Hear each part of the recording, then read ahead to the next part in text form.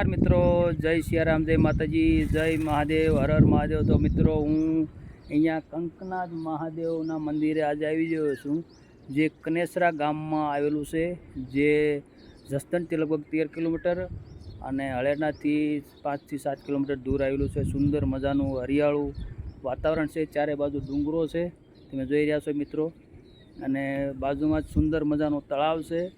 तो अहींया आपणे महादेवना दर्शन करीशुं अने तेमना इतिहास, रोचक इतिहास, खूब ज रोचक इतिहास है। तो मित्रों विडियो में जोड़ाई रहिजो, खूब ज जाणवा जेवो आ विडियो बनशे अने इतिहास ने लगतो अहींया विडियो कंकनाथ महादेव कई रीते अहींया स्थापना थई अने एनो इतिहास पण होथल पदमणीना पण अहींया इतिहासनुं वर्णन छे। तो मित्रों विडियो में जोड़ाई रहिजो। आपणे अंदर जईशुं अने महादेवना दर्शन करीशुं अने पूजारी बापू जोड़े पण अहींना रोचक इतिहास विषय बात करीशुं। तो मित्रों विडियो में जोड़ाई रहिजो।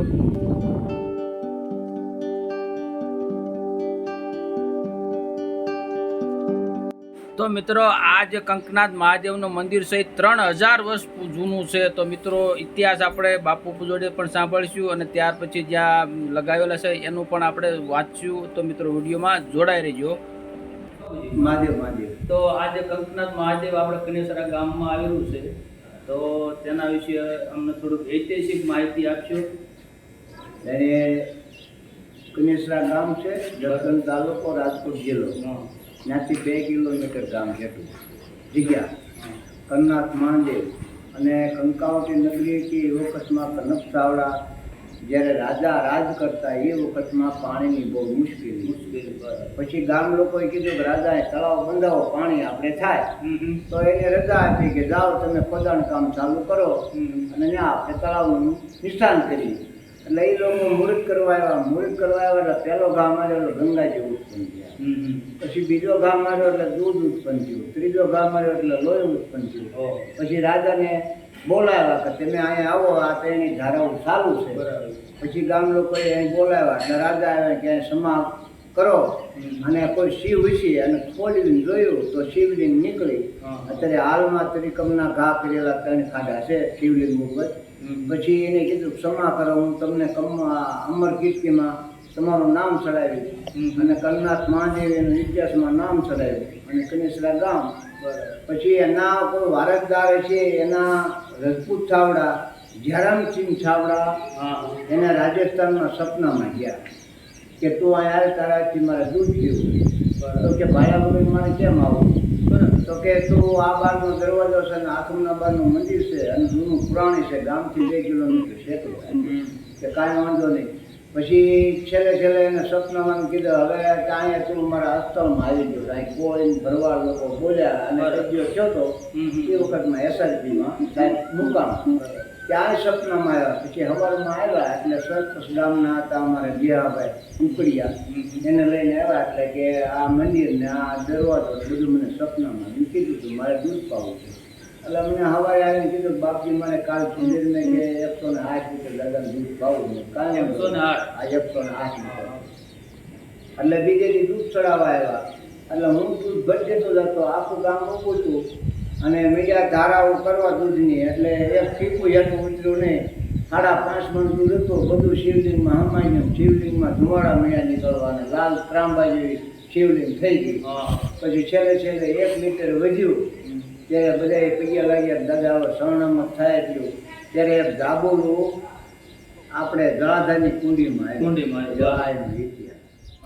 મિત્રો આપણે આ લહેરગીરી બાપુના મુખેથી આ કંકનાથ મહાદેવના ઇતિહાસ વિશે જાણ્યું અને હવે પછી આપણે એ જ ઇતિહાસ અને થોડો વિસ્તૃત જે અહીંયા કંકનાથ મહાદેવના જ્યાં લગાવેલો છે ઇતિહાસ એ વાંચીને આપણે આ ઇતિહાસ 2-3 ટાઈપના ઇતિહાસ છે આ મંદિરનું મહત્ત્વ વિશે।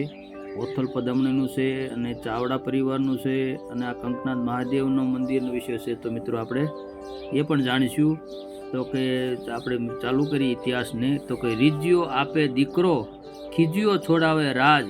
તો આ એનો ઇતિહાસ આપણે જાણીએ કે છે રાજકોટ જિલ્લાના જસદણ તાલુકાના કનેસરા ગામથી 1.5 કિલોમીટર પશ્ચિમમાં ચારેય તરફ ટેકરીઓથી ઘેરાયેલું કુદરતી સૌંદર્યથી ભરપૂર એવી પંચતરણી નદીના કાંઠા પર શ્રી જસદણ દક્ષિણે વીરનગર પશ્ચિમે હલેંડા ગામમાં આવેલા કે કંકાવટી નગરી હતી. તેના રાજા કનકસેન ચાવડા હતા.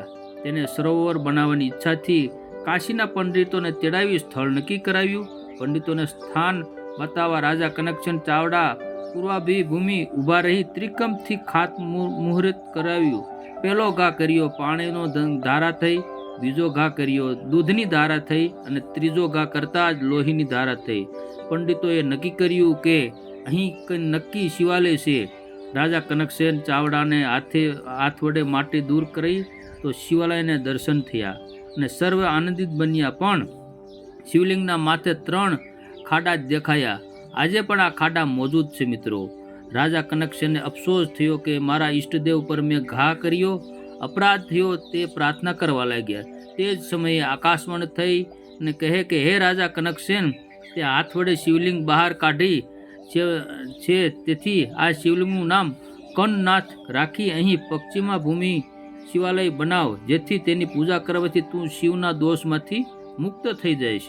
કારણ કે શિવનું પશ્ચિમ મુખ વેદોના સંધોજાત નામે પ્રસિદ્ધ છે. રાજા કનકસેન ચાવડાએ તે મુજબ મંદિર બનાવી શિવની પૂજા કરી. શિવલિંગ હાલમાં આ મંદિરમાં છે. અહીં એક ભોંયરું છે જે હલેંડા પાસે ભૂતનાથ મહાદેવ ડુંગર સુધી લંબાવેલું છે. જે મિત્રો આપણે આગળ ભૂતનાથ મહાદેવનું મંદિરનો ઇતિહાસ થોડો જણાવ્યો છે મિત્રો, તો તે વિડીયો તમે જોઈ લેજો.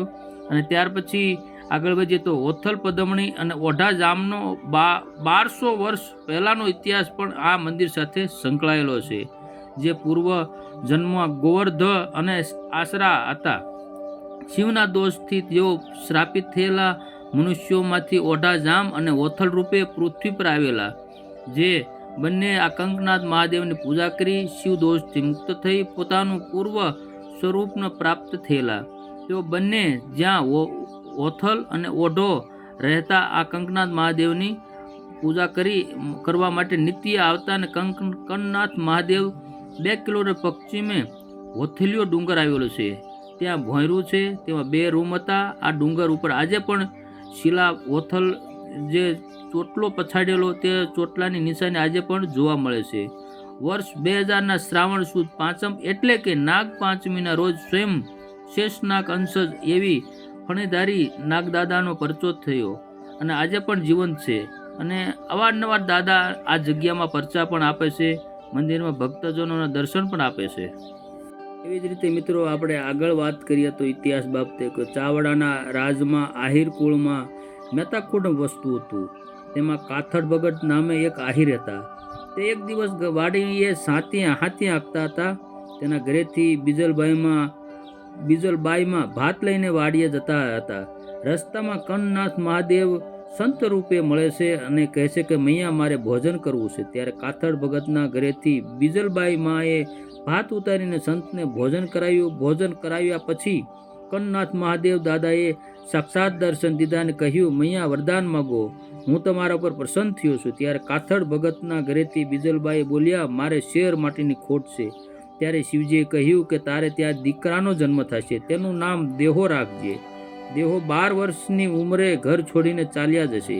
તમે ચિંતા ના કરશો અને એમ કહી મહાન શિવભક્ત બનશે, અમારું વચન છે. હાલમાં ગળણી ગામના દેસલ પીરની જગ્યા છે. તેમનું સમાધિ સ્થાન છે, ધૂણો પણ છે અને ગળણી ગામના લોકોને શિવ મહાપુરાણ બેસાડેલું. ત્યાં કંકનાથ મહાદેવ નાગ સ્વરૂપે 11 દિવસ સુધી પરચો આપેલ છે અને સંતોષાત સ્વરૂપે કંકનાથ મહાદેવ અહીંયા દર્શિમાન થાય